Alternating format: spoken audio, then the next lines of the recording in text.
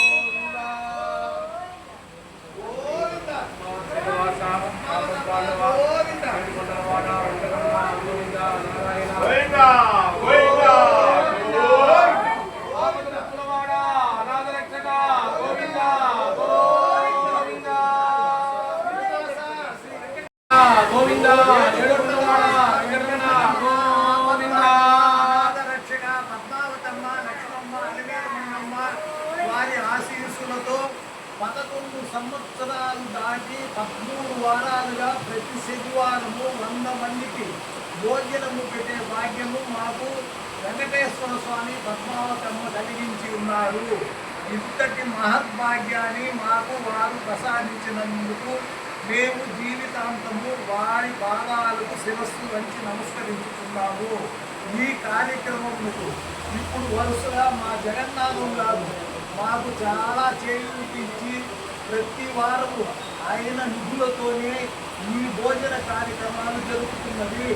ఇంతటి మహానుభావుడు జగన్నాథం గారికి వెంకటేశ్వర స్వామి పద్మావతమ్మ వారి ఆశీస్సులు అందించగలరని ప్రార్థించుతున్నారు. వారు ఎప్పుడూ సుఖంగా వారి కుటుంబ సభ్యులు ఉంటారు. ఇంతే కాకుండా మాకు 11 సంవత్సరాల తోడు మీదుగా ఉన్నారు. అన్నం వడ్డించడంలో అన్నింటిలో ఉండే మా ఇద్దరు ఫ్రెండ్స్ వారికి కూడా భగవంతుడు మేలు చేస్తారని ఆశించుతున్నాను. పద్మావతమ్మ గోవిందా గోవిందా గోవిందా.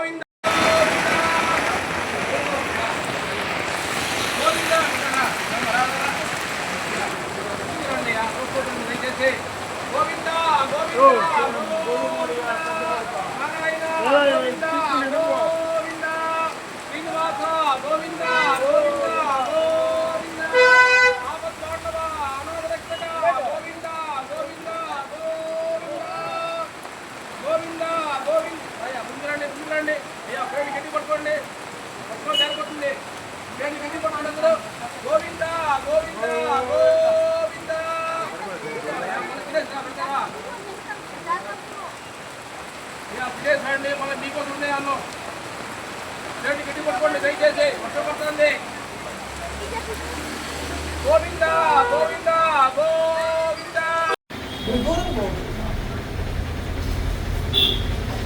ఏడుకొండల వాస వెంకటరమణ ఆపద్బాంధవ అనాథ రక్షక గోవిందా